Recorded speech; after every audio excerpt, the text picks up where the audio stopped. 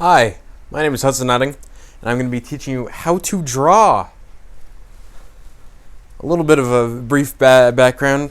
I've taken about maybe 5 elective classes of art-related programs in my high school years.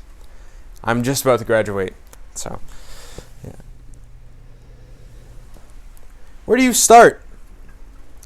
Grab a sheet of paper.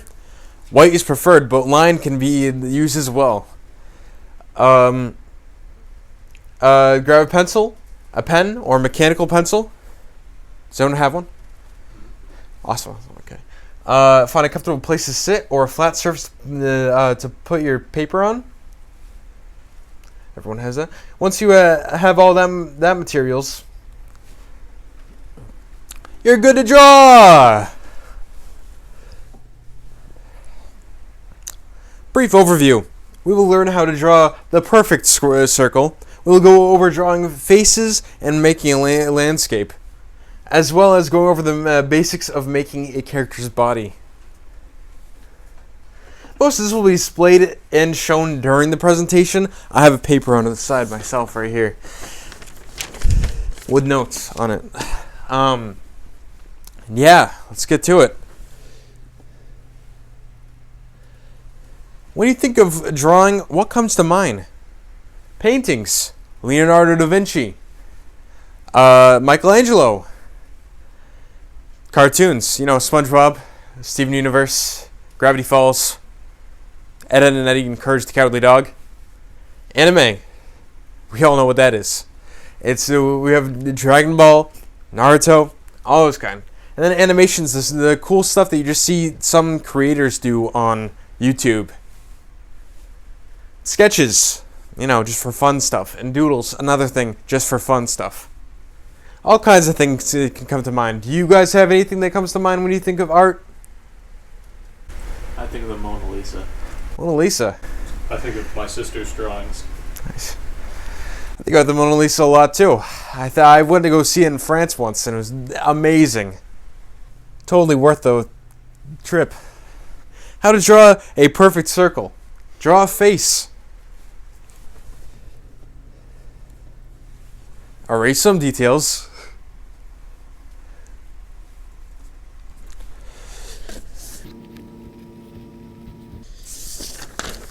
Here's my face if you guys can see it.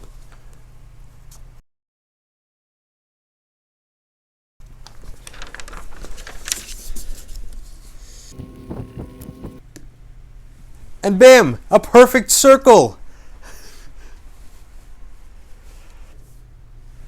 How to draw a face. Start with a circle and do a line in the center both vertically and horizontally. Those are going to be your guidelines. The circle can be rough as well as the guidelines because you're going to be erasing some of that after you have your nice structure. So far you should be having this.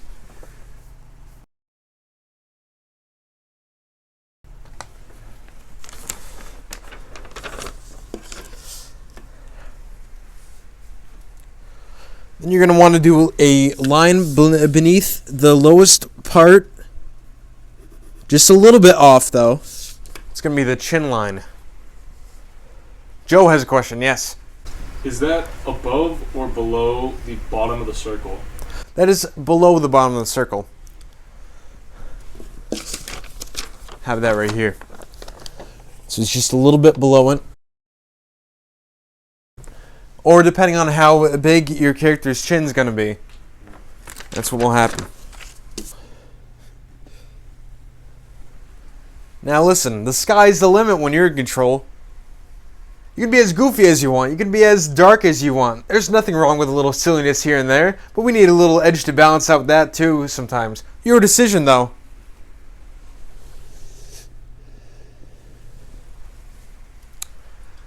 Backgrounds. I chose a picture from Craig of the Creek, and after looking at a bunch of cartoon backgrounds and stuff, this had some easily of the most detailed ones.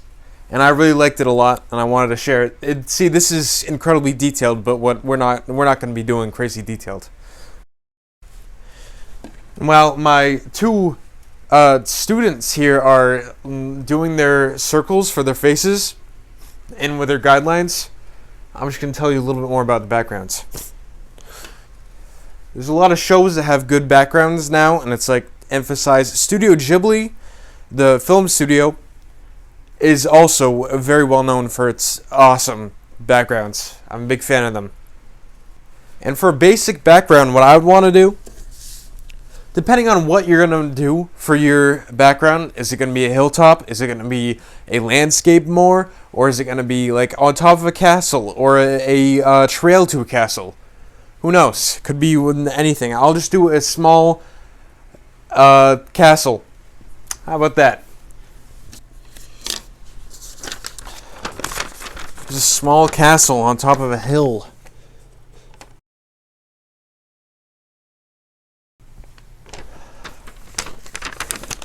And continuing on back to our face drawings, what you're going to want to do is, using the guidelines, you're going to want to go from both ends of the horizontal line that you did straight across. And you're going to want to do a diagonal line or some sort of line to both ends of the chin line. After that, it's basically free point at this point. You could do hair. I'm not very good at drawing hair. I don't have that on my list right now. That's in for the advanced one later on. For eyes, there's many different kinds of eyes that you can do. It really depends on how you want to do it. This is my little face that I did.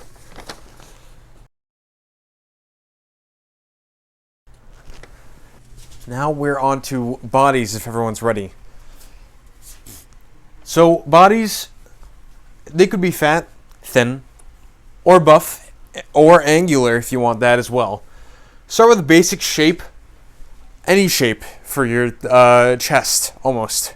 You could do a rounded one. You could do a rigid one. There's many different kinds of ones. Like this is a good example of something basic that you can do for your start. For the whole body, you can mold it into whatever you want it to be. Any questions on that? Or any questions on the presentation in general? Joe. Is there any particular way to draw arms attached to them? I kind of I struggle with adding the arms on in a way that looks like... Oh, yeah. Let me show. When you're adding arms, think of having the shoulders attached though, too. Same for adding legs. Think of having like the hip area as well when you're going into creating the thigh into the basic legs. Here you go, Joe. That's kind of like how I would do it. Okay. Yeah.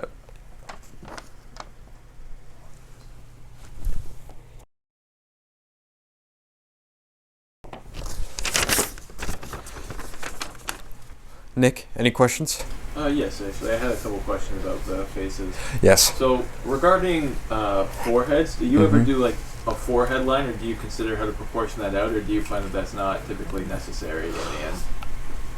I don't typically do that much with giant foreheads or have to do with foreheads in general, so I wouldn't be able to answer completely that, but I usually just think of the hair first before I think of the forehead. I don't do any guidelines for the forehead. That makes sense. And then my other question is, do you have any strategies for eyes? Eyes, I like to do... Or anything like that? Yes.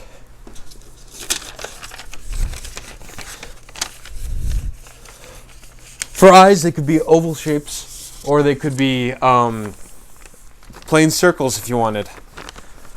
I prefer typically doing a half circle on top and then a half circle on bottom, but more intensified with the pupils on the the upper half.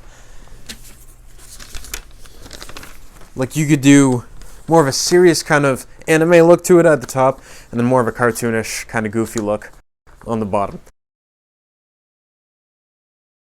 But there's plenty of ways that you can experiment with it, and it really all takes practice. That's the biggest key. As much as you don't want to practice sometimes, I know that you're going to want to, that you do need practice. I know I need practice still. That seems to be my final slide. Thank you. Well, I'll ask one more question if you don't mind. Yes, of course. In regards to the background. Yeah. So, do you typically, how much detail and effort do you put into the background? In addition to, do you typically consider the background before or secondary to your characters? I do secondary to my characters, but also it really differs. It goes either for or back. So, it's either or. It depends on how you feel, what you want to fit in. If you want to fit in the setting first and the background with the characters inside that area, then go for it. If you want to do the characters first and then figure out a background around it, then that's all your choice as well. You're welcome. Oh, thank you.